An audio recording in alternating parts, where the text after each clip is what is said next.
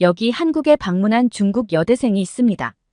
그 여대생은 서울 도심 한복판을 걸어다니며 무엇인가를 발견하고 역시 한국은 중국을 존경하는 게 틀림없다라고 이야기하는데요.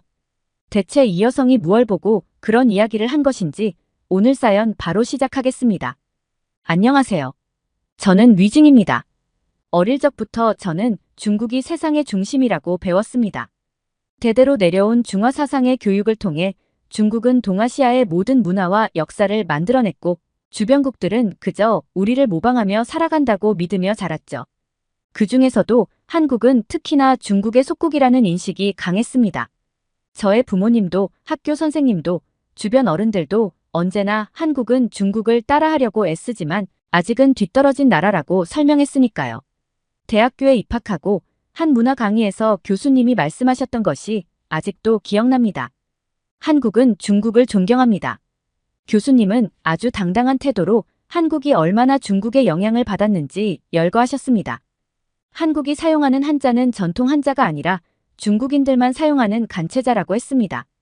교수님은 간체자가 국제적인 문자로 자리 잡고 있으며 한국 도심의 도로 표지판, 지하철 안내판까지도 정통 한자가 아닌 중국 본토에서만 사용하는 간체자로 표시된다고 강조했습니다. 그 말씀을 들을 때 저는 가슴이 벅차올랐습니다. 역시 우리 간체자는 세계적으로 인정받는구나 라고 생각했죠. 교수님의 말은 단지 학문적 정보가 아니라 제 정체성을 강화하는 자부심의 원천이었습니다. 한국이 우리 문화를 얼마나 따라하며 존경하는지 확인할 수 있다니. 주변국들이 우리 중국의 영향력 아래 있다는 사실은 제게 너무나 당연한 진리처럼 느껴졌습니다. 물론 인터넷을 통해 가끔 한국에 대해 찾아보기도 했습니다. 하지만 중국에서 인터넷으로 한국 정보를 검색하면 나오는 내용은 대부분 부정적인 것뿐이었습니다. 한국은 중국을 따라하기 급급한 나라다. 중국을 본받아 경제를 발전시키려 하지만 아직 한참 멀었다. 라는 내용이 대다수였습니다. 한국이 중국의 위대함을 인정하는 것 외에는 특별히 관심을 가질 이유가 없어 보였죠. 그래서 한국에 대해 더 알고 싶다는 마음도 생기지 않았습니다. 여기서 잠깐 중국에서 검열로 인해 외부 사이트 접속이 안 될 때 반드시 필요한 혁신적인 서비스가 있습니다. 바로 저희 채널의 스폰서 서프샤크 VPN입니다. VPN은 가상사설 네트워크로서 사용자의 IP 주소를 숨겨 온라인 익명성을 보장하며 일상 속 공용 와이파이 사용 시에도 개인정보 보안도 더욱 안전하게 해주는 서비스입니다. 게다가 VPN은 보안뿐만 아니라 IP 주소를 다른 국가로 변경하여 해외에서도 넷플릭스, 디즈니 플러스 같은 스트리밍 서비스를 자유롭게 즐길 수 있습니다. 한국 넷플릭스에서 시청이 불가능한 프로그램도 서프샤크 VPN을 이용해서 마음껏 시청할 수 있습니다. 반대로 해외에서는 한국에서만 시청 가능한 티빙이나 쿠팡 플레이도 볼 수 있어서 해외여행 중 전 세계 어디서나 원하는 컨텐츠를 시청하실 수 있습니다. 한 계정으로 무제한 기기 연결이 가능하니 스마트폰, 태블릿, 노트북 등 여러 기기에서 동시에 사용할 수 있습니다. 가족과 함께 사용하며 누구나 빠르고 안정적인 인터넷을 누릴 수 있죠. 24시간 고객 지원까지 제공되기 때문에 언제 어디서나 도움을 받을 수 있습니다. 한 달에 커피 한 잔 값으로 이 모든 혜택을 누릴 수 있습니다. 지금 보시는 저희 감동 탐험 프로모션 링크 서프샤크 슬러시 코리안 스토리를 통해 최저가로 4개월까지 무료로 추가 혜택을 받으실 수 있습니다. 게다가 30일 이내에는 전액 환불도 보장되니 만약 써볼까 고민되신다면 부담 없이 사용해 보시는 걸 추천드립니다. 영상 설명과 고정 댓글에 링크 남겨두었으니 구독자 여러분들의 많은 관심 부탁드립니다. 다시 사연 내용으로 돌아가겠습니다. 저와 달리 제 친한 친구 왕이위는 달랐습니다.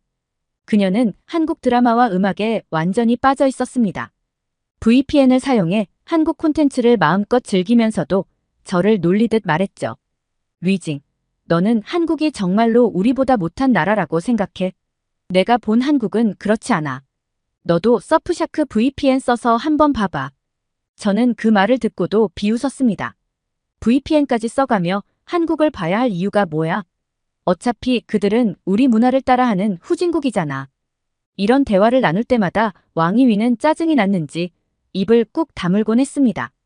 하지만 그녀는 포기하지 않았습니다.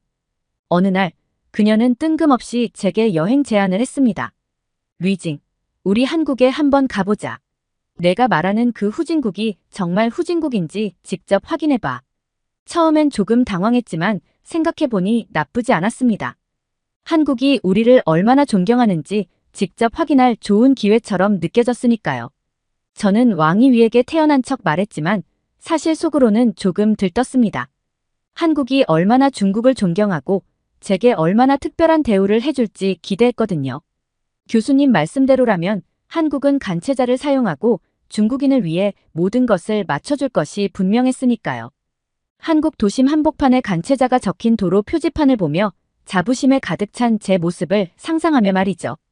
비행기에서 내리며 저는 마음속으로 웃음을 참았습니다. 한국 땅을 밟는 순간부터 저는 제가 특별 대우를 받을 것 같은 느낌이 들었거든요. 공항부터 중국인을 위한 모든 것이 준비되어 있을 거라 믿었습니다.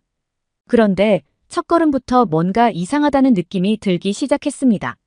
인천공항은 현대적이고 깨끗했지만 안내 표지판에는 영어와 한글이 중심이었고 간체자는 생각보다 눈에 띄지 않았습니다. 몇몇 안내문에 간체자가 있긴 했지만 그마저도 부가적으로 적힌 정도였습니다. 지나가는 한국인에게 중국어로 길을 물어보니 영어로 답하려는 모습에 순간 당황했습니다. 왜 중국어로 대답하지 않지? 저는 괜히 불쾌한 기분이 들었습니다. 그럼에도 저는 곧바로 기대를 다시 다잡았습니다. 공항은 국제적인 곳이니 그런가 보다 하고 넘기기로 했습니다. 공항에서 나와 서울로 향하는 버스를 타고 가며 창밖을 바라보니 점점 기대감이 부풀어 올랐습니다. 서울은 도시가 발전되어 보였습니다.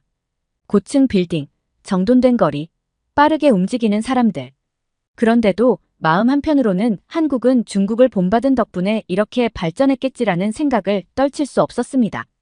드디어 서울 도심에 도착했습니다. 대중교통을 이용하기 위해 지하철역으로 들어갔는데 바로 그 순간 저는 제가 믿어왔던 이야기가 틀리지 않았음을 확인한 것 같았습니다. 지하철 안내판에서 간체자를 발견했거든요. 역시 우리 교수님 말이 맞았어.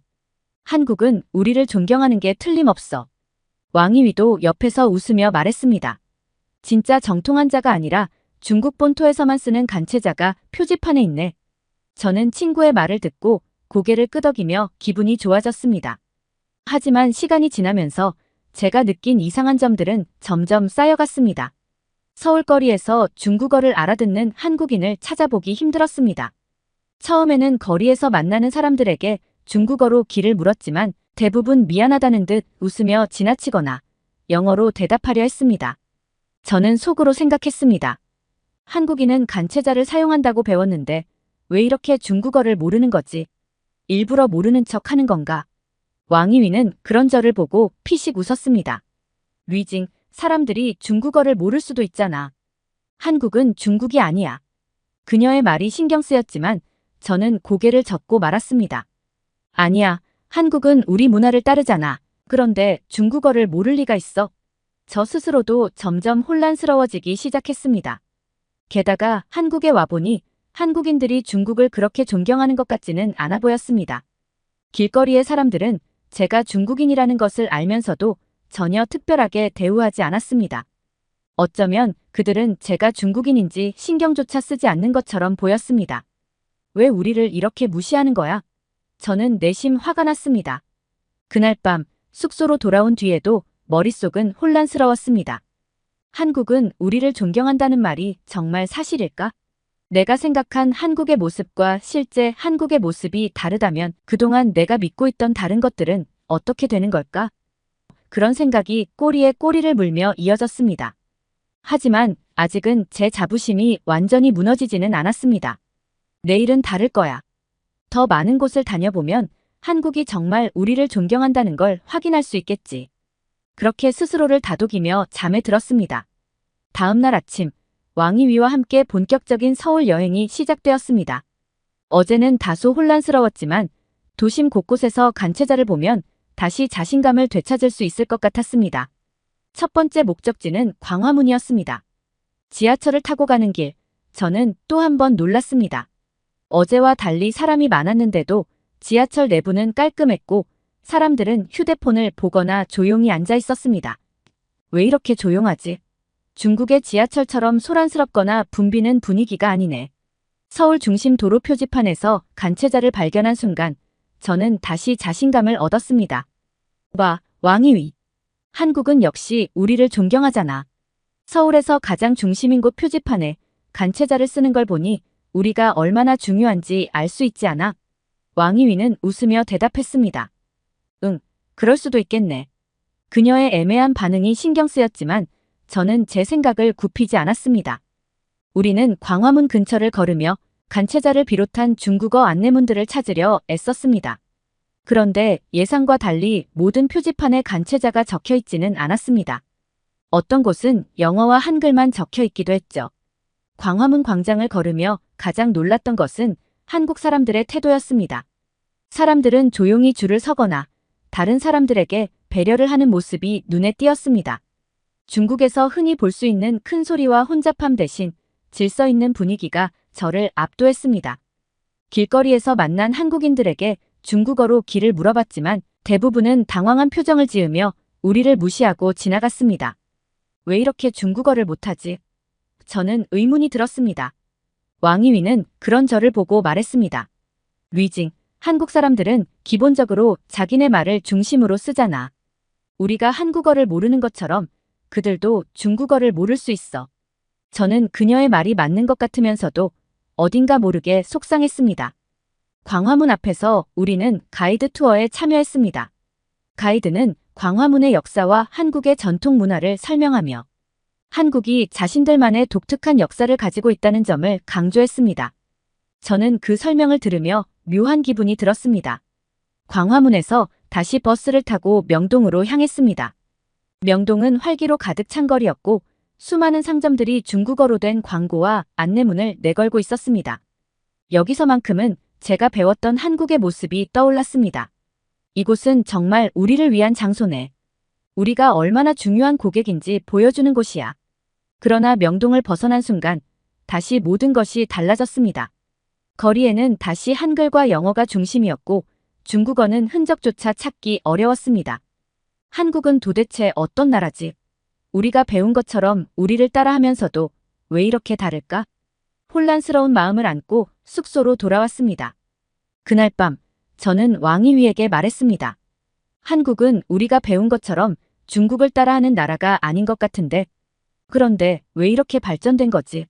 우리가 가르쳐 준 게 아니었다면 어떻게 이렇게 성장한 거야? 왕이위는 제 말에 미소를 지으며 대답했습니다.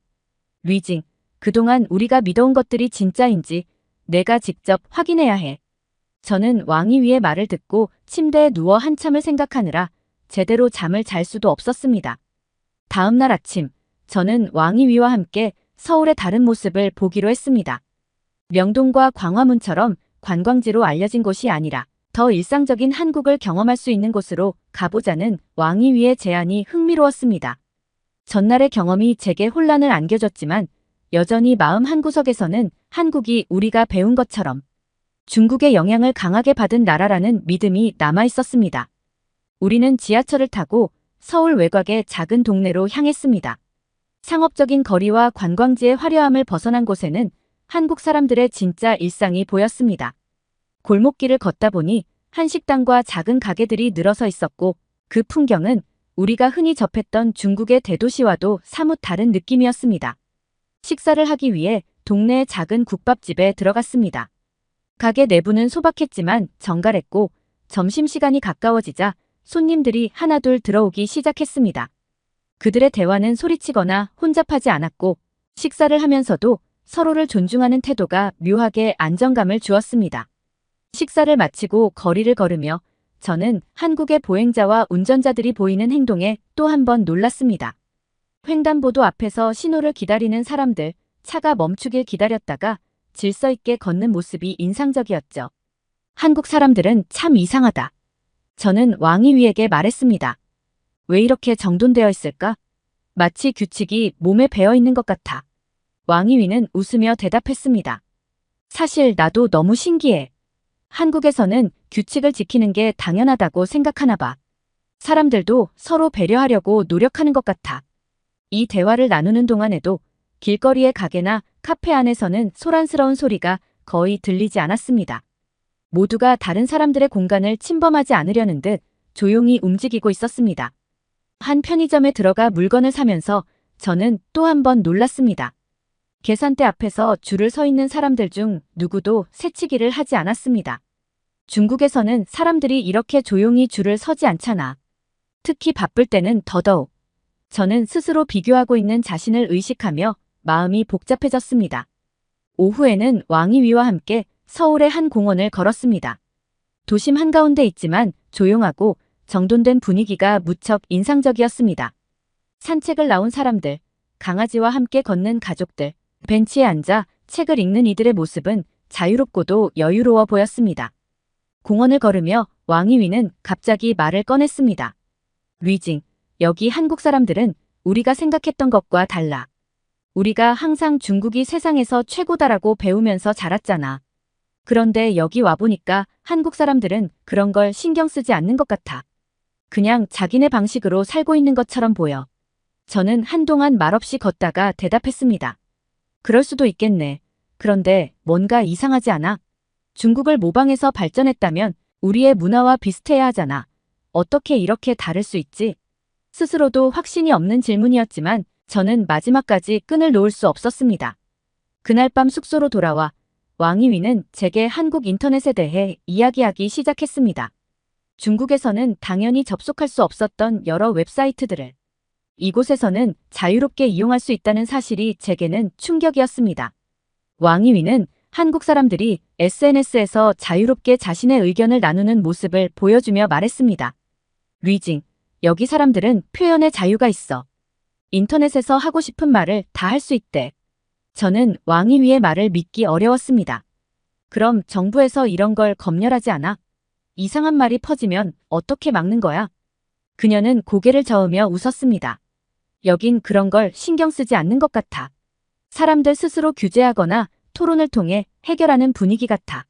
왕이위는 자유롭게 검색하고 사람들의 다양한 의견이 담긴 게시글들을 제게 보여줬습니다. 저는 놀라움을 감출 수 없었습니다. 한국에서는 인터넷에서 어떤 주제든 자유롭게 토론이 가능했고 사람들은 이를 통해 사회를 개선하려는 노력을 기울이고 있었습니다. 한국에서의 하루하루는 저에게 새로운 질문을 던졌습니다. 우리가 배워온 것들이 과연 얼마나 진실에 가까운 것인지, 그리고 중국이 항상 옳다고 배웠던 것이 정말 옳은 것인지에 대한 의문이 점점 커졌습니다. 하지만 동시에 두려움도 있었습니다. 내가 믿어온 세계가 틀렸다면 나는 누구지? 내가 자부심으로 여겨왔던 건 결국 환상이었던 걸까? 이 모든 생각이 머리를 가득 채운 상태로 잠자리에 들며 저는 결심했습니다. 더 많은 걸 보고 확인해야겠어. 그렇지 않으면 내가 알고 있는 이 세상이 진짜인지 알 수 없어. 저는 왕이위와 함께 서울의 다양한 지역을 걸으며 한국 사람들의 생활 방식을 관찰하고 있었습니다. 그들의 질서정연한 태도, 거리의 깨끗함, 그리고 어디를 가든 보이는 여유로운 분위기는 제가 중국에서 배우고 상상했던 한국의 모습과는 완전히 달랐습니다. 왕이위와 저는 서울 남대문 시장으로 향했습니다. 전통시장이라는 설명에 저는 익숙한 중국 시장의 활기를 기대하며 들떴습니다. 그러나 시장은 제 상상을 비웃기라도 하듯 질서와 정리가 돋보이는 모습이었습니다. 시장을 걷던 중 우리는 우연히 중국인 2명과 이야기를 나누게 되었습니다. 그들은 한국에서 살고 있다며 서울 외곽과 부산까지 여행도 다녀왔다는 이야기를 들려줬습니다. 한국에 대해 어떻게 생각하세요? 저는 그들에게 물었습니다. 여기서 살면 사람들이 우리 중국을 얼마나 존경하는지 느껴지나요? 그들은 서로를 쳐다보며 웃더니 한 명이 대답했습니다. 사실 처음에는 우리도 한국인들이 우리를 존경할 거라 생각했어요. 그저 중국인이라는 이유만으로요. 그리고 한국이 우리보다 못 살고 우리 문화를 모방하는 나라일 거라고 믿었죠. 하지만 전혀 아니었어요. 오히려 우리보다 더 나은 점이 많았어요. 저는 그들의 대답에 깜짝 놀랐습니다. 아니에요. 한국은 우리가 가르쳐준 덕분에 이렇게 발전한 나라잖아요. 그들은 고개를 저으며 웃음을 멈추지 않았습니다. 다른 한 명이 말을 이었습니다. 그렇게 생각하겠지. 우리도 처음엔 그랬으니까요. 하지만 한국에 오래 머물다 보면 우리가 믿어왔던 게 사실이 아니었다는 것을 알게 돼요. 그들은 한국에서의 경험을 이야기하며 한국 사회가 중국과 얼마나 다른지 설명했습니다. 여기 사람들은 규칙을 잘 지켜요. 그리고 다른 사람들에게 민폐를 끼치지 않으려고 애써요. 길거리에서 큰 소리로 떠드는 사람도 거의 없고 심지어 쓰레기를 길에 버리는 사람도 없어요. 저는 그 말에 머리가 멍해졌습니다. 그럼 중국과는 정말 많이 다르네요. 하지만 경제적으로는 우리보다 뒤처져 있잖아요. 그들은 웃으며 반박했습니다. 그건 중국에서 배운 이야기잖아요. 여기 와서 보니까 한국은 우리보다 훨씬 잘 사는 것 같아요. 월급도 더 높고 일자리도 훨씬 좋아요. 그들과의 대화는 제게 큰 충격을 주었습니다. 제가 믿고 있던 모든 것이 무너지는 느낌이었죠. 한국이 우리보다 발전된 나라일 수도 있다니. 그럼 내가 배워온 중화 사상은 대체 뭐지? 숙소로 돌아가는 길, 저는 왕이위에게 물었습니다. 너도 그렇게 생각해? 한국이 정말 우리보다 더 발전됐다고? 왕이위는 잠시 망설이더니 고개를 끄덕였습니다. 사실 나도 여기 와서 많이 느꼈어. 최소한 우리가 다녔던 곳들은 중국보다 발전되어 있는 건 확실해. 그날 밤 왕이위는 제게 스마트폰을 건네며 한국에 대한 다양한 기사를 보여줬습니다. 리징, 내가 직접 확인해봐. 우리가 배운 것과 얼마나 다른지. 저는 처음으로 한국의 직장 문화, 생활 환경, 급여 수준 등에 대해 자세히 읽어봤습니다. 기사 속 한국은 제가 믿었던 한국과는 완전히 다른 나라였습니다. 한 기사에서는 한국의 근로 환경과 경제적 성장에 대해 이야기하며 외국인 노동자조차 한국에서 높은 급여와 좋은 환경을 누리고 있다는 점이 강조되고 있었습니다. 제가 중국에서 보던 정보들과는 완전히 다른 내용이었습니다. 그날 밤 한국에서의 며칠간의 경험과 새로운 정보들이 제 머릿속을 끊임없이 맴돌았습니다. 다음 날 왕이위와 저는 조용한 곳에서 여유를 즐기기로 했습니다. 북촌 한옥마을로 향하는 길, 골목 사이로 보이는 전통 한옥과 현대식 건물들이 조화를 이루고 있었습니다. 그 모습은 마치 과거와 현재가 공존하는 듯한 느낌을 주었습니다. 북촌을 걸으며 저는 중국에서 보던 풍경과 자연스럽게 비교하게 되었습니다. 한국의 전통적인 건축 양식은 분명 중국의 영향을 받은 흔적도 있었지만 동시에 그들만의 독창성이 강하게 느껴졌습니다. 모든 것이 크고 화려함을 추구하는 중국의 건축과는 달리 한국의 전통 가옥은 소박하면서도 실용적이었습니다. 골목을 걷는 동안 우리는 한복을 입고 사진을 찍는 외국인 관광객들을 만났습니다. 그들의 표정은 즐거움으로 가득했고 한복을 통해 한국 문화를 경험하려는 모습이 눈에 띄었습니다. 한복이 단순히 전통 의상으로 남아있는 것이 아니라 사람들이 일상적으로 체험하며 문화를 즐기는 도구로 변모했다는 점이 흥미로웠습니다. 북촌에서 내려와 삼청동으로 향하며 길거리 카페에 앉아 차를 마셨습니다. 도로를 따라 늘어선 가게들과 카페들은 하나같이 깔끔하고 세련됐으며 길거리는 정돈된 느낌이 강했습니다. 한국에서 보낸 며칠 동안 저는 자연스럽게 중국과의 차이를 관찰하게 되었습니다. 중국의 대도시는 규모 면에서 압도적이지만 때로는 너무 크고 복잡하며 질서가 부족한 느낌을 받습니다. 반면 한국은 작은 것 하나까지도 정교하게 정리된 모습이었습니다. 한국에서의 마지막 날, 저는 혼란과 기대감이 뒤섞인 감정 속에서 하루를 시작했습니다. 이곳에서의 경험은 제게 새로운 세계를 열어주었지만 동시에 제가 믿어왔던 모든 것을 흔드는 시간이기도 했습니다. 처음 한국에 올 때만 해도 이 나라가 중국의 그림자 속에서 움직이는 곳이라고 생각했지만 지금의 저는 그것이 얼마나 틀린 생각이었는지 깨닫고 있었습니다. 왕이위와 저는 마지막으로 서울의 한강공원을 찾았습니다. 공원은 아침부터 운동하는 사람들로 활기가 넘쳤고 강변을 따라 자전거를 타는 이들, 돗자리에 앉아 이야기를 나누는 가족들이 보였습니다. 한국에서의 이런 모습은 제가 상상조차 하지 못했던 평온함과 질서 그 자체였습니다. 강변에 앉아 조용히 흐르는 물결을 바라보며 저는 한국에서의 며칠을 되돌아보았습니다.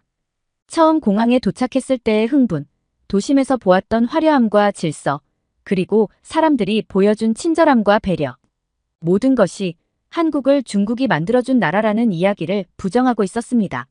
저는 한국 사람들의 일상적인 태도에서 스스로를 존중하는 마음을 느꼈습니다. 길거리에서 서로의 공간을 침범하지 않으려는 노력, 대중교통에서 지켜지는 침묵, 그리고 거리 곳곳의 깔끔함까지. 이런 모습들은 단순히 규칙에 의해 만들어진 것이 아니라 사람들 스스로가 만들어낸 문화라는 생각이 들었습니다. 그동안 중국에서는 큰 목소리가 권력을 상징한다고 배웠습니다. 그러나 한국에서는 그와 반대로 조용하고 배려심 있는 태도가 오히려 강함을 의미하는 것처럼 보였습니다. 한국의 발전도 마찬가지였습니다. 도로에 늘어선 자동차, 거대한 빌딩들, 현대적인 도시 풍경. 모든 것이 스스로의 방식으로 발전해온 흔적이었습니다. 더 이상 한국이 중국의 도움으로 성장했다는 말을 믿을 수 없었습니다. 공원을 떠나 남산타워로 향하는 길, 서울의 전경을 내려다보며 저는 처음으로 한국이라는 나라가 가진 고유의 힘을 실감했습니다. 이 나라가 이렇게 발전하고 독립적인 길을 걸어왔다는 사실은 제게 묘한 충격과 감동을 동시에 주었습니다. 이 모든 것이 중국의 영향력으로 가능했다면 왜 우리는 이런 모습을 가질 수 없는 걸까? 저는 스스로에게 질문했습니다. 숙소로 돌아오는 길, 저는 처음으로 한국에서 살아보고 싶다는 생각을 했습니다. 이 나라에서 일하고 살아본다면 내가 얼마나 많은 것을 배울 수 있을까? 왕이 위에게 이 이야기를 꺼내자 그녀는 놀란 듯한 표정을 지었습니다. 진심이야? 너가 그렇게까지 생각할 줄 몰랐어. 하지만 저는 진지했습니다. 응. 한국에서 본 모든 것이 너무 인상 깊었어. 여기가 내가 생각했던 곳과 다르다는 걸 깨닫고 나니 더 많이 알고 싶어졌어. 저는 중국으로 돌아갈 준비를 하며 한국에서 보낸 며칠 동안의 경험을 정리했습니다. 내가 믿어왔던 모든 것이 진실이 아니었다면 앞으로는 내가 직접 보고 판단해야겠지. 대학을 졸업하면 한국에서 취업하고 이곳에서 더 많은 것을 배우고 싶어졌습니다. 한국이 보여준 질서, 배려, 자유로운 표현의 문화는 제가 살아온 세계와는 전혀 다른 것이었고 그것을 더 깊이 경험해보고 싶었습니다. 한국은 단순히 하나의 나라를 넘어 제게 더 넓은 세상을 보여주는 문이었습니다. 이곳에서의 경험은 제게 새로운 꿈을 심어줬고 제가 앞으로 나아가야 할 방향을 가르쳐 주었습니다. 이제 저는 더 이상 좁은 틀 안에서 세상을 보지 않을 겁니다. 한국은 제가 믿었던 세계를 뒤흔들었고 동시에 제가 더 넓은 시야로 세상을 바라볼 수 있도록 도와줬습니다. 저는 앞으로 더 많은 것을 보고 배우며 스스로의 틀을 벗어나고 싶습니다. 그리고 한국에 다시 와서 꼭 살아보고 싶습니다. 두 번째 사연 시작합니다. 여기 한국에 대한 편견을 가진 벨기에 학생이 있습니다. 그는 대학에서 한국 교환학생을 만나며 세계를 바라보는 새로운 시각을 얻게 되었고 더 나은 사람으로 성장하기 위한 소중한 가르침을 받았다고 말하는데요. 대체 무슨 사연일지 오늘 사연 바로 시작하겠습니다. 안녕하세요. 제 이름은 나르스입니다. 저는 벨기에 브뤼셀에서 태어나고 자란 21살의 대학생이에요. 어릴 때부터 유럽의 문화와 역사에 대한 자부심이 강했고 세계를 유럽 중심적으로 바라보는 경향이 있었습니다. 브뤼셀 국제대학교에 입학한 후 저는 처음으로 다양한 국적의 학생들과 함께 공부하게 되었어요. 브뤼셀 국제대학교의 캠퍼스는 가을의 정취로 가득 차 있었습니다. 낙엽이 깔린 길을 걸어 강의실로 향하는 제 발걸음은 가벼웠어요. 오늘은 국제경제학 수업이 있는 날이었고 저는 이 수업을 특히나 좋아했습니다. 세계 각국의 경제 상황을 비교하고 분석하는 것이 제게는 흥미진진한 주제였거든요. 강의실에 들어서자 여러 나라에서 온 학생들이 이미 자리에 앉아 있었습니다. 저는 늘 앉던 자리, 창가 쪽 세 번째 줄에 앉았어요. 옆자리에는 항상 그 자리에 앉던 한국인 교환학생 형석이 있었습니다. 그와 눈이 마주치자 가볍게 고개를 끄덕이며 인사를 건넸어요. 교수님이 들어오시고 수업이 시작됐습니다. 오늘의 주제는 신흥경제 강국들의 성장 전략이었어요. 교수님은 칠판에 몇 개의 국가 이름을 적으셨습니다. 중국, 인도, 브라질 그리고 한국. 그 순간 제 입에서 생각지도 못한 말이 튀어나왔습니다. 교수님, 한국 같은 나라를 경제 강국이라고 할 수 있나요? 그저 서구 국가들 덕분에 여기까지 온 거 아닌가요? 순간 강의실이 조용해졌습니다. 모두의 시선이 저를 향했고 특히 옆자리의 형석이 놀란 눈으로 저를 쳐다보는 게 느껴졌어요. 그제서야 제가 무심코 내뱉은 말이 얼마나 무례한 발언이었는지 깨달았습니다. 교수님은 잠시 침묵하셨다가 말씀하셨어요. 라르스, 그건 매우 편견 어린 발언이구나. 한국의 경제 성장은 단순히 외부의 도움만으로 이루어진 게 아니야. 한국은 1950년대 전쟁 이후 폐허에서 시작해 놀라운 경제 성장을 이룩했어. 이는 한국인들의 끈기와 노력, 그리고 혁신적인 정책들이 있었기에 가능했던 거야. 부끄러움에 얼굴이 붉어졌습니다. 형석의 표정이 굳어지는 것을 보며 죄책감이 밀려왔어요. 수업이 끝날 때까지 저는 고개를 들지 못했습니다. 수업이 끝난 후 형석에게 사과하려 했지만 그는 이미 강의실을 나가고 없었어요. 제 마음속에는 후회와 동시에 호기심이 생겼습니다. 한국에 대해 더 알고 싶다는 생각이 들었어요. 그날 저녁 도서관에서 한국의 경제 성장에 대한 책을 찾아 읽기 시작했습니다. 한강의 기적이라 불리는 한국의 급속한 산업화와 경제 성장 과정을 알게 되었어요. 전쟁의 폐허에서 시작해 세계적인 기업들을 만들어낸 한국의 이야기는 놀라웠습니다. 다음 날 형석을 찾아가 진심으로 사과했어요. 어제 내 발언은 정말 무례했어. 미안해. 한국에 대해 너무 무지했던 것 같아. 형석은 잠시 저를 바라보다 미소 지었습니다. 괜찮아요. 라르스, 많은 사람들이 한국에 대해 잘 모르는 게 사실이에요. 하지만 당신이 사과하고 더 알고 싶어 한다는 게 중요해요. 그날부터 우리는 종종 한국에 대해 이야기를 나누기 시작했어요. 형석은 한국의 역사, 문화, 그리고 경제에 대해 열정적으로 설명해 주었습니다. 그의 이야기를 들으며 저는 한국이 놀라운 성장을 이룩한 나라임을 알게 되었어요. 형석과의 대화를 통해 한국의 교육열, 기술혁신, 그리고 근면성실한 국민성에 대해 배웠습니다. 한 번은 형석이 한국의 교육 시스템에 대해 설명해 주었어요. 우리나라에서는 교육을 매우 중요하게 여겨요. 부모들은 자녀 교육을 위해 모든 것을 바치죠.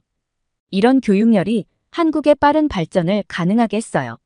그의 말을 들으며 저는 벨기에의 교육 시스템과 비교해 보았습니다. 우리도 교육을 중요하게 여기지만 한국의 그것과는 차원이 다른 것 같았어요. 이런 차이가 한국의 급속한 발전을 가능하게 했다는 생각이 들었습니다. 그러나 아직도 제 마음 한구석에는 의문이 남아 있었습니다. 정말로 한국이 서구의 도움 없이 이만큼 성장할 수 있었을까? 며칠이 지나고 다시 국제경제학 수업 시간이 되었습니다. 이번에는 각국의 경제 발전 모델에 대해 토론하는 시간이었어요. 저는 지난번 실수를 만회하고자 한국에 대해 공부한 내용을 발표하려 준비했습니다. 그동안 형석과 나눈 대화, 그리고 도서관에서 찾아본 자료들을 정리해 놓았어요. 교수님께서 발표를 원하는 학생이 있는지 물으셨을 때 저는 망설임 없이 손을 들었습니다. 한국의 경제 발전 모델에 대해 발표하고 싶습니다. 교수님은 놀란 표정을 지으셨지만 곧 미소를 지으며 허락해 주셨어요. 저는 떨리는 마음으로 앞으로 나갔습니다. 강의실 전체가 저를 주목하고 있었고 특히 형석의 눈빛이 느껴졌습니다. 한국은 1950년대 한국전쟁 이후 폐허에서 시작해 놀라운 경제 성장을 이룩했습니다. 이를 한강의 기적이라고 부르죠. 저는 말을 이어갔습니다. 하지만 제가 조사한 바로는 이 성장 과정에서 서구의 도움이 결정적이었던 것 같습니다. 미국의 경제 원조와 기술 지원이 없었다면 한국의 발전은 불가능했을 거예요. 제 발표가 끝나자 강의실에는 잠시 정적이 흘렀습니다. 그때 형석이 조용히 손을 들었어요. 라르스의 발표에 대해 의견을 말씀드려도 될까요? 형석이 말했습니다. 교수님께서 고개를 끄덕이셨고 형석이 앞으로 나왔어요. 그의 표정은 진지했지만 눈빛에서는 강한 자신감이 느껴졌습니다. 라르스의 노력에 감사드립니다. 하지만 몇 가지 오해가 있는 것 같아요. 형석의 목소리는 차분했지만 강한 확신이 느껴졌습니다. 한국의 경제 성장에 있어 초기 미국의 원조가 도움이 된 것은 사실입니다. 하지만 그것만으로 오늘날의 한국 경제를 설명할 수는 없어요. 형석은 프로젝터를 통해 몇 가지 그래프와 통계 자료를 보여주었습니다. 1960년대 이후 한국의 경제 성장률을 보세요.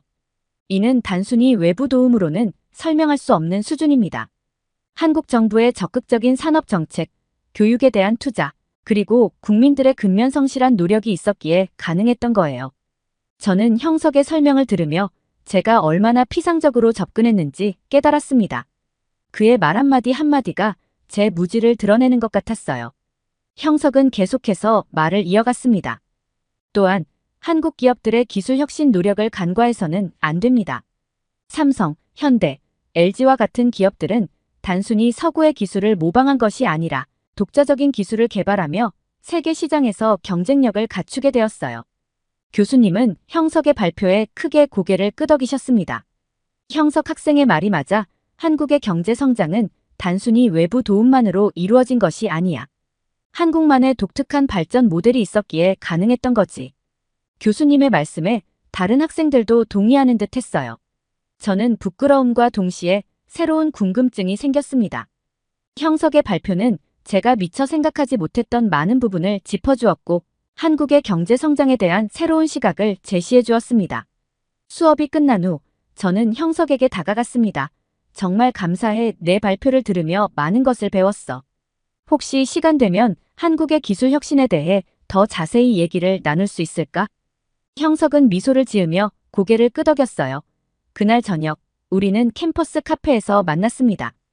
형석은 한국의 기술 혁신 과정에 대해 열정적으로 설명해 주었어요. 그의 이야기를 들으며 저는 한국이 단순히 따라하는 나라가 아니라 선도하는 나라로 변모해가는 과정을 이해하게 되었습니다. 예를 들어 삼성전자의 경우를 보면 처음에는 일본 기업들의 기술을 배우는데 주력했어요. 하지만 점차 자체 기술 개발에 투자하면서 지금은 오히려 일본 기업들을 앞서고 있죠. 특히 반도체 분야에서는 세계 최고 수준의 기술력을 보유하고 있어요. 형석의 설명을 들으며 저는 한국의 기업들이 얼마나 치열하게 기술 혁신을 위해 노력했는지 알 수 있었습니다. 그들의 노력은 단순히 모방에 그치지 않고 창의적인 혁신으로 이어졌다는 점이 인상적이었어요. 그날 밤 기숙사로 돌아오는 길에 저는 많은 생각에 잠겼습니다. 한 나라의 발전을 단순히 외부의 도움으로만 설명하려 했던 제 접근 방식이 얼마나 편협했는지 반성하게 되었어요.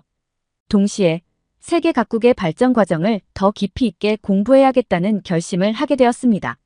며칠 후 국제경제학 수업에서는 세계 각국의 기술 혁신에 대해 토론하는 시간이 마련되었습니다. 교수님은 학생들을 여러 그룹으로 나누어 각 나라의 기술 혁신 현황에 대해 조사하고 발표하도록 하셨어요. 저는 우연히 형석과 같은 조에 배정되었습니다. 우리 조는 유럽과 아시아의 기술 혁신을 비교하는 주제를 받았어요. 저는 벨기에를 비롯한 유럽 국가들의 기술 혁신에 대해 조사하기로 했고, 형석은 한국을 중심으로 아시아 국가들의 현황을 조사하기로 했습니다. 조사를 시작하면서 저는 유럽의 오랜 기술 혁신 역사에 대해 자부심을 느꼈어요. 산업혁명의 발상지이자 많은 과학기술의 근간을 마련한 유럽의 업적들을 정리하며 여전히 세계 기술 혁신을 주도하고 있다고 확신했습니다. 형석아, 유럽의 기술 혁신 역사는 정말 대단해. 산업혁명부터 시작해서 현대의 첨단 기술까지 우리가 세계를 이끌어왔어. 저는 자신 있게 말했습니다. 형석은 잠시 생각에 잠기더니 대답했어요. 맞아요. 유럽의 기술 혁신 역사는 정말 대단해요. 하지만 최근의 동향을 보면 아시아, 특히 한국의 기술 혁신 속도가 매우 빠르다는 걸 알 수 있어요.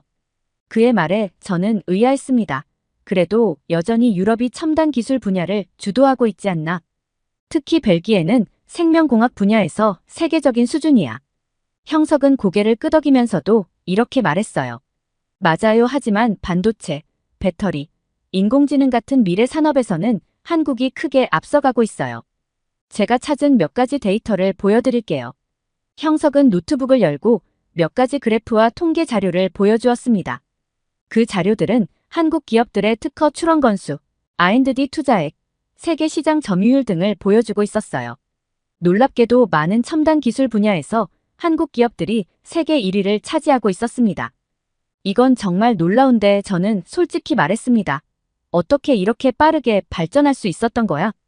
형석은 설명을 이어갔습니다. 한국의 빠른 기술 혁신에는 여러 요인이 있어요. 우선 정부의 적극적인 R&D 지원 정책이 큰 역할을 했죠.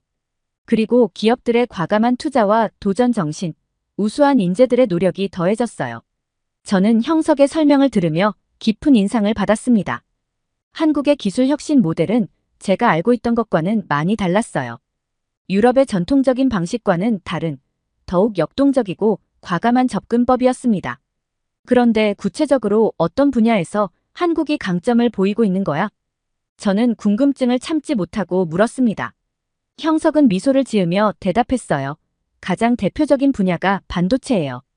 삼성전자와 SK하이닉스는 메모리 반도체 시장에서 세계 1, 2위를 차지하고 있죠.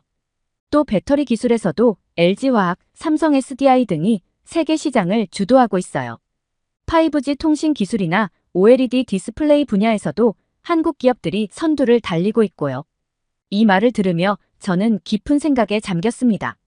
제가 알고 있던 세계 기술 지도가 크게 바뀌고 있다는 것을 실감했어요. 유럽이 주도하던 많은 첨단 기술 분야에서 이제는 한국이 선두에 서 있다는 사실이 놀라웠습니다. 그렇다면 유럽은 이제 기술 혁신에서 뒤처지고 있는 걸까? 저는 약간의 불안감을 느끼며 물었습니다. 형석은 고개를 저었어요. 그렇게 볼 순 없어요. 유럽은 여전히 많은 분야에서 강점을 가지고 있어요. 특히 기초과학이나 환경기술 같은 분야에서는 세계를 선도하고 있죠. 다만 빠르게 변화하는 기술 환경에 더 민첩하게 대응할 필요가 있어 보여요. 발표 당일 우리 조의 발표는 큰 호응을 받았습니다. 특히 한국의 기술 혁신 사례에 대해 많은 학생들이 관심을 보였어요. 교수님도 우리의 발표를 높이 평가해 주셨습니다. 유럽과 아시아의 기술 혁신을 균형 있게 비교 분석했네요. 특히 한국의 사례는 우리가 주목해야 할 부분이 많아요. 빠르게 변화하는 세계 기술 시장에서 우리가 어떻게 대응해야 할지 시사점을 주는 것 같아요. 교수님의 말씀을 들으며 저는 이번 프로젝트를 통해 얻은 깨달음을 되새겼습니다. 세계는 제가 생각했던 것보다 훨씬 더 역동적으로 변화하고 있었고 그 변화의 중심에 한국 같은 나라들이 있었어요. 이제 저는 더 넓은 시각으로 세계를 바라보아야 한다는 것을 깨달았습니다. 그날 이후로 저는 한국 문화에 대해 더 깊이 알아가기 시작했습니다. 형석의 추천으로 한국 영화와 드라마를 보기 시작했고 K-팝 음악도 들어보았어요. 처음에는 낯설게 느껴졌지만 점차 그 매력에 빠져들기 시작했습니다. 특히 기생충이라는 영화를 보고 나서 큰 충격을 받았어요. 영화의 예술성과 함께 한국 사회의 모습을 날카롭게 비판하는 내용에 깊은 인상을 받았습니다. 이런 작품이 세계적으로 인정받았다는 사실이 놀라웠어요. 형석아, 기생충 정말 대단한 영화더라. 어떻게 이런 작품이 탄생할 수 있었던 거야? 저는 궁금증을 참지 못하고 물었습니다. 형석은 미소를 지으며 대답했어요. 한국 영화계의 오랜 노력과 정부의 문화산업 지원 정책, 그리고 봉준호 감독 같은 뛰어난 예술가들의 재능이 합쳐진 결과라고 볼 수 있어요. 한국은 90년대부터 문화산업을 국가전략산업으로 육성해왔거든요. 그의 설명을 들으며 저는 문화와 국가정책, 경제가 어떻게 유기적으로 연결되어 있는지 이해하게 되었습니다.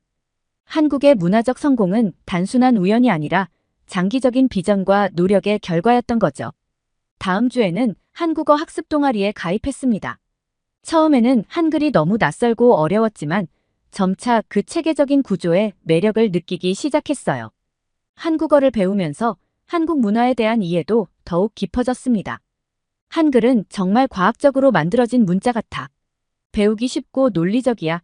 저는 한국어 수업 후 형석에게 말했습니다. 형석은 고개를 끄덕이며 대답했어요. 맞아요. 한글은 세종대왕이 백성들이 쉽게 글을 배울 수 있도록 만든 문자예요. 그 자체로 한국의 문화와 역사를 담고 있죠. 문화에 대한 저의 관심은 점차 확장되어 갔습니다. 한국 요리를 직접 해보기도 하고 한국의 전통 예술에 대해서도 공부하기 시작했어요. 이 과정에서 저는 문화의 다양성과 상호 교류의 중요성을 깨닫게 되었습니다. 한 달 후 우리 대학에서 국제문화 페스티벌이 열렸습니다. 저는 주저없이 한국 문화를 소개하는 부스를 맡았어요. 형석과 함께 준비한 부스에서 우리는 한국의 전통차를 선보이고 K-팝 댄스 퍼포먼스도 선보였습니다. 많은 학생들이 우리 부스에 관심을 보였고 한국 문화에 대해 질문을 쏟아냈어요. 그들의 반응을 보면서 저는 문화의 힘을 실감했습니다. 문화는 국경을 넘어 사람들을 연결하고 서로를 이해하게 만드는 강력한 도구였던 거예요. 페스티벌이 끝난 후 교수님께서 저에게 다가오셨습니다. 라르스, 내가 이렇게 한국 문화에 깊은 관심을 가지게 될 줄은 몰랐어. 처음 수업 때 내가 했던 말을 기억하니? 저는 부끄러운 마음으로 고개를 끄덕였어요. 네, 기억합니다. 제가 얼마나 편견에 사로잡혀 있었는지 이제야 깨닫게 되었어요. 교수님은 따뜻한 미소를 지으셨습니다. 그래, 그게 바로 문화 교류의 힘이야. 우리는 서로의 문화를 이해함으로써 편견을 깨고 더 넓은 세계를 볼 수 있게 되는 거지. 그날 밤, 저는 오랫동안 생각에 잠겼습니다. 제가 믿어왔던 문화적 우월성이라는 개념이 얼마나 의미 없는 것인지 깨달았어요. 모든 문화는 그 자체로 가치 있고 독특하며 서로 영향을 주고받으며 발전해 간다는 것을 이해하게 되었습니다. 학기가 중반에 접어들면서 우리는 국제경영학 수업에서 큰 팀 프로젝트를 맡게 되었습니다.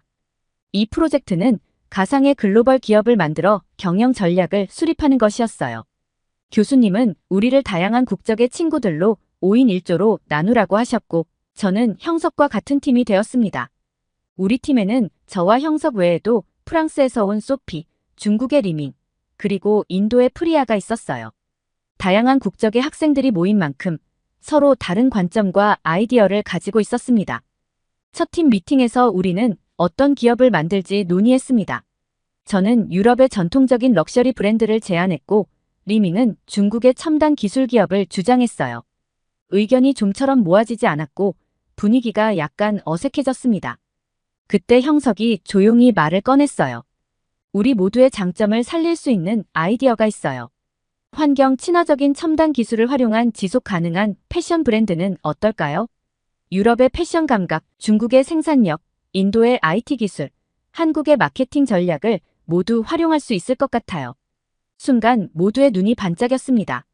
형석의 제안은 우리 모두의 관심사와 강점을 아우르는 것이었어요.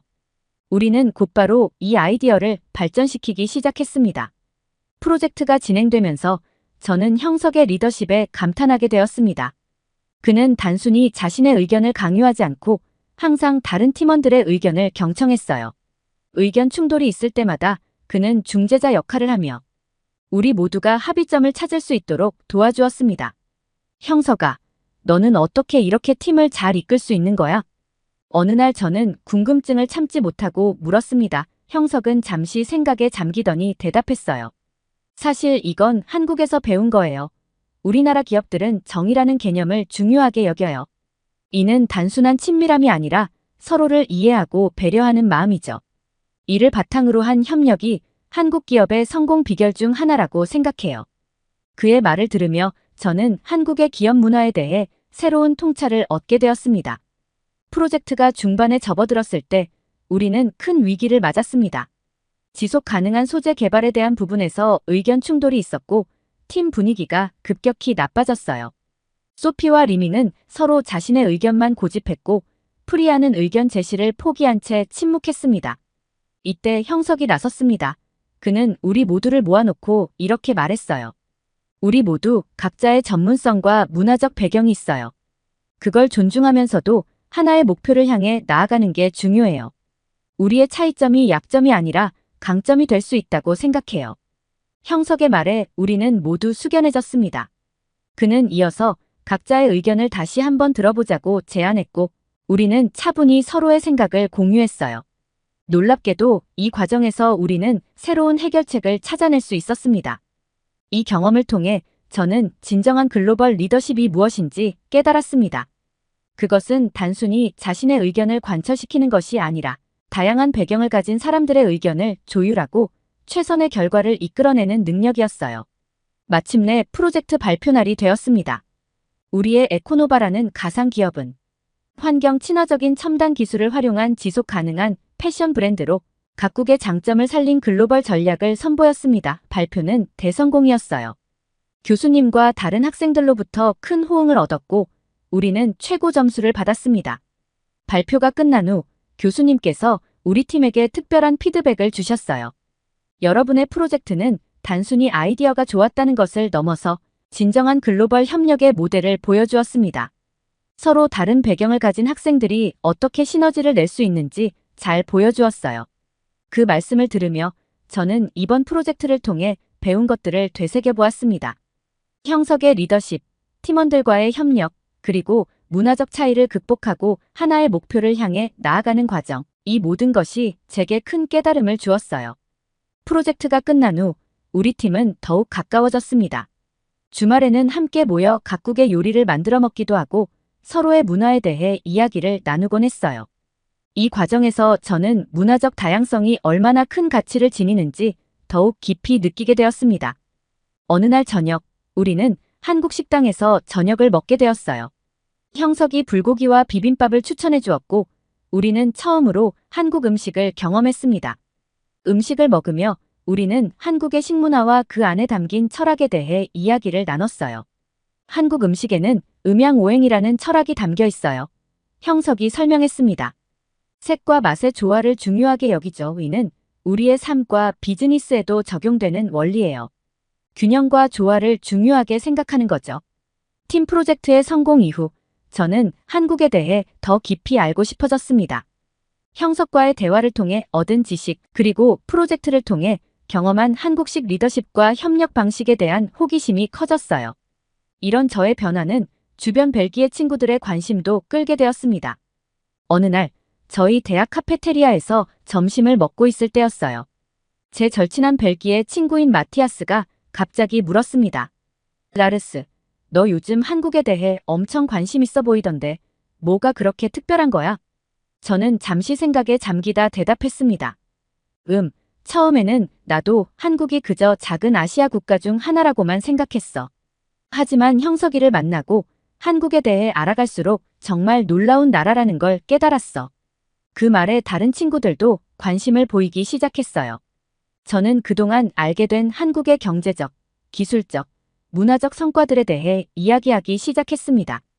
예를 들어, 한국은 불과 60년 만에 전쟁의 폐허에서 세계 10위권의 경제 대국으로 성장했어.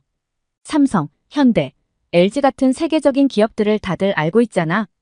이 기업들이 반도체, 자동차, 가전제품 분야에서 세계 최고 수준의 기술력을 가지고 있다는 거 알아?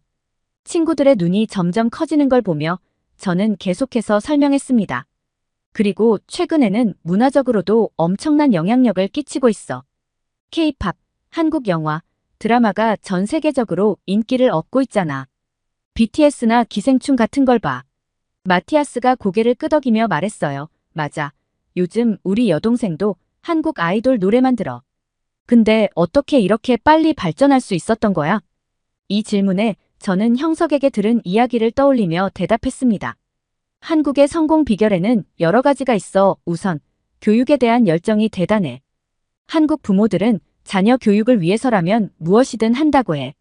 그래서 우수한 인재들이 계속해서 배출되는 거지. 또 정부의 적극적인 산업 정책도 중요한 역할을 했어. 특정 산업을 전략적으로 육성하고 지원했거든. 그리고 기업들의 혁신에 대한 과감한 투자와 도전 정신도 빼놓을 수 없지. 친구들은 점점 더 흥미로워하는 표정이었어요. 저는 계속해서 한국의 기술 혁신 사례들을 설명했습니다. 5G 통신 기술, 배터리 기술, 인공지능 분야에서의 성과들을 이야기하면서 친구들의 반응이 놀라움에서 존경으로 바뀌어가는 것을 느낄 수 있었어요. 근데 이런 빠른 발전 속에서 사회적인 문제는 없었어? 이 질문에 저는 잠시 생각에 잠겼습니다. 형석과 나눈 진지한 대화들이 떠올랐어요. 물론 문제가 없었던 건 아니야. 빠른 경제 성장 과정에서 빈부격차나 극심한 경쟁 같은 사회적 문제들도 생겼지. 하지만 한국 사회는 이런 문제들을 인식하고 해결하려는 노력을 계속하고 있어. 이런 모습도 배울 점이라고 생각해. 대화가 무르익으면서 더 많은 친구들이 한국에 대해 질문하기 시작했습니다. 한국의 음식 문화, 전통과 현대의 조화, 그리고 한국인들의 정서와 가치관에 대해서도 이야기가 이어졌어요. 특히 한국의 빨리빨리 문화와 혁신 정신에 대해 설명할 때 친구들은 큰 흥미를 보였습니다. 한국에서는 새로운 기술이나 트렌드가 믿을 수 없을 정도로 빠르게 확산된대. 이런 역동성이 한국의 빠른 발전을 가능케 한 요인 중 하나라고 해. 대화가 끝나갈 무렵 마티아스가 말했습니다. 라르스, 내 말을 들으니 나도 한국에 대해 더 알고 싶어졌어. 우리도 한국에서 배울 점이 많을 것 같아. 그 말을 듣고 저는 가슴이 뭉클해졌습니다. 제가 경험한 한국에 대한 놀라움과 존경심을 친구들과 나눌 수 있어 기뻤어요. 동시에 이것이 바로 문화 교류의 힘이라는 것을 깨달았습니다. 그날 이후로 우리 그룹에서는 종종 한국에 대한 이야기가 화제에 올랐습니다. 친구들은 한국 영화를 보기 시작했고 한국 음식을 직접 만들어 먹기도 했어요. 심지어 몇몇 친구들은 한국어를 배우고 싶다는 의지를 보이기도 했습니다. 이런 변화를 지켜보며 저는 문화적 편견을 깨고 서로를 이해하는 것이 얼마나 중요한지 다시 한번 깨달았습니다. 한 나라의 성공 사례를 통해 우리는 새로운 시각을 얻고 우리 자신의 사회를 되돌아보는 기회를 가질 수 있었던 거예요. 학기가 끝나갈 무렵 형석과 함께 캠퍼스 근처의 조용한 카페에 앉아 지난 몇 개월간의 경험을 되돌아보고 있었습니다. 창밖으로 보이는 브뤼셀의 거리는 여전히 친숙했지만 제 마음속의 풍경은 완전히 달라져 있었어요. 지난 시간들을 떠올리며 처음에 한국을 무시하던 제 모습, 형석의 반박에 당황하던 순간, 함께 프로젝트를 수행하며 한국식 리더십을 배웠던 경험, 그리고 한국 문화의 매력에 빠져들었던 과정까지 모든 순간이 제게 새로운 시각을 선물해 주었다는 것을 깨달았습니다. 처음에는 한국을 그저 작고 중요하지 않은 나라라고 생각했지만 이제는 한국이 얼마나 대단한 나라인지 알게 되었습니다. 경제적인 성과뿐만 아니라 문화적인 영향력, 그리고 무엇보다 한국인들의 정신이 정말 인상 깊었죠. 우리의 대화는 한국의 다양한 가치관으로 이어졌습니다. 근면 성실함, 교육에 대한 열정, 가족과 공동체를 중시하는 문화 등 이 모든 것들이 어우러져 한국의 독특한 정체성을 만들어냈다는 것을 깨달았어요. 이제는 한국에 직접 가보고 싶다는 제 말에 형석은 한국의 대학 교환 프로그램에 대해 알아보겠다고 했습니다. 한국에 대한 편견으로 시작했던 여정이 이제는 그 나라를 직접 경험하고 싶다는 열망으로 바뀌었던 겁니다. 그는 단순한 친구가 아니라 새로운 세계를 보여준 가이드였어요. 카페를 나서면서 우리의 우정이 단순히 개인적인 관계를 넘어 두 문화 간의 다리 역할을 하고 있다는 것을 느꼈습니다. 이것이야말로 진정한 국제화의 의미가 아닐까 생각합니다. 한국이라는 나라를 통해 세계를 바라보는 새로운 시각을 얻게 되었고 더 나은 사람으로 성장하기 위한 소중한 가르침을 받았습니다. 앞으로 기회가 된다면 꼭 한국을 방문하여 역동적인 한국의 모습을 직접 보고 느끼고 싶습니다. 오늘 사연이 재미있으셨다면 구독과 좋아요, 알림 설정까지 부탁드립니다. 더 재미있는 사연으로 돌아오겠습니다. 이상 감동탐험이었습니다.